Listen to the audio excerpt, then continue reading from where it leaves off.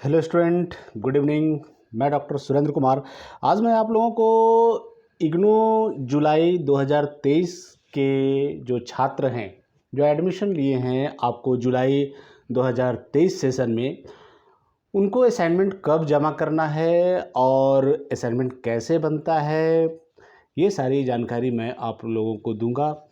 इसलिए ये वीडियो आप लोगों के लिए बहुत इम्पॉर्टेंट है। अभी तक आप लोग बहुत आराम कर रहे होंगे, क्योंकि एक जो जुलाई सेशन जो 2023 में आप लोग एडमिशन लिए हैं, उनका बुक्स भी आ गया होगा और आप लोग का जो असाइनमेंट का जो क्वेश्चन आता है वो भी आप लोगों को नेट पर अपलोड हो गया है। उसको आप देख सकते हैं और उसके बाद असाइनमेंट बनाना है। सारी जानकारी दूंगा। पहले आप लोग ये समझ लीजिए कि इग्नू में आप एडमिशन लिए हैं तो आप बहुत अच्छा काम किए हैं, क्योंकि आपको इग्नू जो है वो पूरे विश्व का सबसे बड़ा विश्वविद्यालय है और इसकी मान्यता पूरे विश्व में प्राप्त है। तो इग्नू में जो एडमिशन होता है वो 2 बार होता है, वर्ष में 2 बार होता है। जुलाई सेशन में होता है और जनवरी सेशन में। तो आप लोग 2023 में आप जुलाई 2023 में आप लोग एडमिशन लिए हैं और अभी जो जनवरी में भी एडमिशन चल रहा है, तो खैर उनके लिए तो समय अभी है। लेकिन एक चीज़ मैं आप लोग को बता दूं कि असाइनमेंट जो होता है वो बहुत इम्पॉर्टेंट है, क्योंकि असाइनमेंट का नंबर से आपका रिजल्ट बनता है।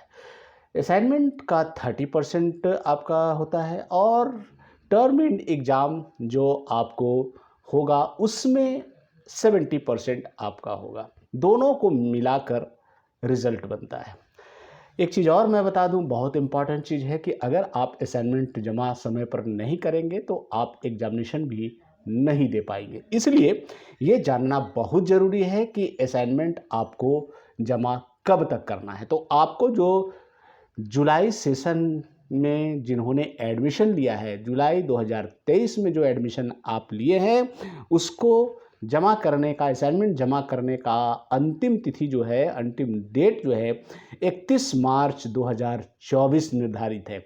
31 मार्च 2024 निर्धारित है। और आपको ये जमा करना कहाँ है? तो ये आपको जमा करना है जो स्टडी सेंटर आप चूज़ किए होंगे, वहाँ उसको ले जाकर जमा करना है और रिसीविंग भी ले लेना है। 2 कॉपी में बनाना है।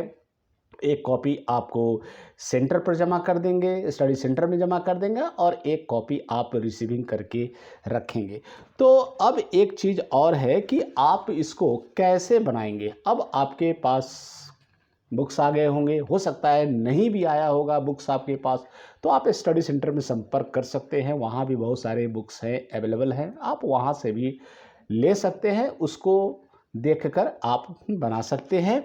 तो आप प्लानिंग करना शुरू कर दीजिए। इग्नू में आपको 3 मोड है असाइनमेंट बनाने के लिए। जैसे आपको पहले प्लानिंग करना होगा, फिर ऑर्गेनाइजिंग करना होगा, फिर प्रेजेंटेशन आपको जो देना है उसके बारे में। जैसे प्लानिंग है, मतलब योजना बनाइए। आपको क्या करना है, सत्रीय कार्य को ध्यान से पढ़िए। जो आपको मिला है, असाइनमेंट मिला है, उसको बढ़िया से आप पढ़िए और जिन इकाइयों पर सत्रीय कार्य आधारित है उन्हें ध्यान से पढ़िए और प्रत्येक उत्तर के बारे में महत्वपूर्ण तथ्य नोट कर ले और फिर उन्हें तार्किक रूप से व्यवस्थित कर ले। ऐसा नहीं कि आप जिधर तिधर से भी जो मन में आया वो आप लिख लें।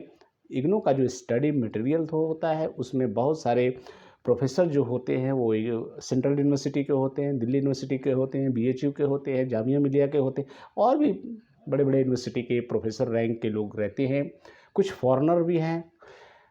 स्टडी मटेरियल बहुत हाई स्टैंडर्ड है, इसलिए उसको पढ़ना है। बहुत सारे स्टूडेंट कहते हैं कि हम लोगों को समझ नहीं आ रहा है कि हम लोग क्या करें। तो नहीं, आप पढ़ेंगे तो ज़रूर समझ जाएंगे। बढ़िया से समझिए। उसके बाद ये सारा चीज़ आप उसको पढ़िए, उसके बाद कहीं कहीं नोट कीजिए, अपने मन से लिखने का प्रयास कीजिए। उसके बाद उसको ऑर्गेनाइजिंग कीजिए, उसको मतलब संगठित कीजिए कि कैसे उन सारे चीज़ों को जो आपको क्वेश्चन मिलेगा, मतलब असाइनमेंट का जो क्वेश्चन मिलेगा उसमें 5 क्वेश्चन बनाना होगा, उसमें ग्रुप रहेगा, ग्रुप ए रहेगा, ग्रुप बी रहेगा। फिर उसके बाद उसमें वर्ड्स लिमिटेशन है, 500 वर्ड में आपको प्रत्येक प्रश्न का उत्तर देना है। छोटे प्रश्नों को 250 वर्ड में आपको लिखना है। ये सारा चीज़ आपको फॉलो करना होगा और ऐसा नहीं कि बेकार का चीज़ आप उसमें लिख दें, बहुत बढ़िया से सजा कर आपको लिखना है। तो जैसे आप अभी तो सबसे पहले आप क्या किए, प्लानिंग किए, मतलब योजना बनाए। उसके बाद संगठन उसको कीजिए, मतलब ऑर्गेनाइजिंग कीजिए, मतलब जितने क्वेश्चन हैं उनको जैसे उसमें तर्क संगत प्रश्न हो, उत्तर हो और वाक्यों और अनुच्छेदों में स्पष्ट संबंध हो। अर्थात कहने का मतलब ये नहीं है कि आप अनाप शनाप लिख रहे हैं। आप हिंदी में लिख रहे हैं तो बहुत अच्छा है, इंग्लिश में भी लिख रहे हैं तो बहुत अच्छा है। ऐसा नहीं कि एक क्वेश्चन इंग्लिश में लिख दीजिए, एक क्वेश्चन हिंदी में लिख दीजिए।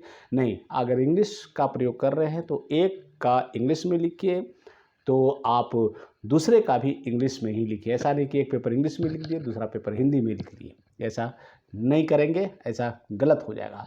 और जो भी आप लिखें एकदम टू दी पॉइंट्स लिखें। चूँकि आप मास्टर डिग्री लेने जा रहे हैं तो आपका क्वालिटी भी उस लेवल का होना चाहिए, ठीक है।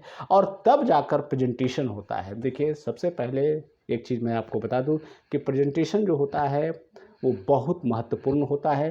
टर्म इन एग्ज़ाम आप देने जाएंगे तो उसके पहले जो असाइनमेंट है, एक आपका एक तरह से कहिए कि एग्ज़ाम का तैयारी है, वो तो कहिए कि किस तरह से जो क्वेश्चन को लिखा जाता है असाइनमेंट मोड में, और उसी पर आपको 30% निर्धारित है और रिज़ल्ट में बहुत मायने रखता है। इसलिए इसको बहुत ध्यान से लिखेंगे। पहले आप A4 साइज़ का ले लेंगे, पेपर ले लेंगे, A4 साइज़ का पेपर ले लेंगे और उसके बाद उसमें अच्छे ढंग से लिखेंगे। ऐसा नहीं कि आप एक लाइन छोड़कर लिख रहे हैं या आधा लिख रहे हैं, नहीं, एकदम बढ़िया प्रस्तुति करेंगे और फर्स्ट क्लास का एकदम बढ़िया हैंडराइटिंग में लिखेंगे। चूँकि आपको घर से लिख कर जमा करना है तो बहुत अच्छा से लिखेंगे। A4 साइज़ का पेपर लेकर उसमें आप लिखेंगे। बेहतर होगा कि एक साइड छोड़ दें, एक साइड लिखें और एक साइड छोड़ दें। अगर चाहें तो आप दोनों साइड भी लिख सकते हैं, ऐसा कुछ नहीं है, लेकिन एक साइड अगर लिखेंगे तो बहुत अच्छा होगा। पांचों क्वेश्चन को बंच बना लें और उसके बाद अगर स्पायरल कर लेते हैं तो बहुत अच्छा होगा। स्पायरल कर कर और उसके बाद ऊपर में जो फॉर्मेट लगता है रिसीविंग का, और उसके बाद आपका जो नाम है, इनरोलमेंट नंबर है, एड्रेस है, फ़ोन नंबर है, ये सारा ईमेल आईडी, ये सारा चीज़ आपको लिखना होगा। उस फॉर्मेट का भी मैं वीडियो बना दूंगा, दिखा दूंगा कि कैसे आपको फॉर्मेट भरना है, उसके बारे में भी मैं बताऊंगा।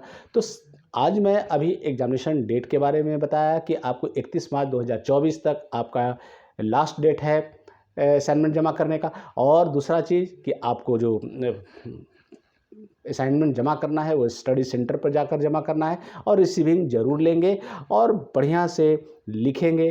तो आपको जो असाइनमेंट होगा वो यहीं चेक होता है। चूँकि जो काउंसलर होते हैं वही काउंसलर, जैसे हम लोग काउंसलर हैं तो हम लोग उसको चेक करते हैं, देखेंगे कि भाई आपका कैसा है। और उसी टाइप का आपको एग्जामिनेशन में जो टर्म एग्ज़ाम आपका होगा, जून में आपका एग्ज़ाम होगा।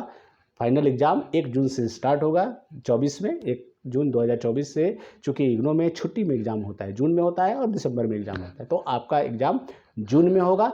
ध्यान रखेंगे, समय पर फॉर्म निकलेगा, फॉर्म भी भर देंगे आप और देखेंगे कि आपका असाइनमेंट का नंबर अगर आ जाता है, मतलब 30% का अगर 27-28 नंबर भी अगर आप ले आए तो उधर आपका रिज़ल्ट बहुत अच्छा होगा। चूँकि असाइनमेंट का नंबर रिज़ल्ट बनाने में, डिवीज़न बनाने में बहुत मायने रखता है।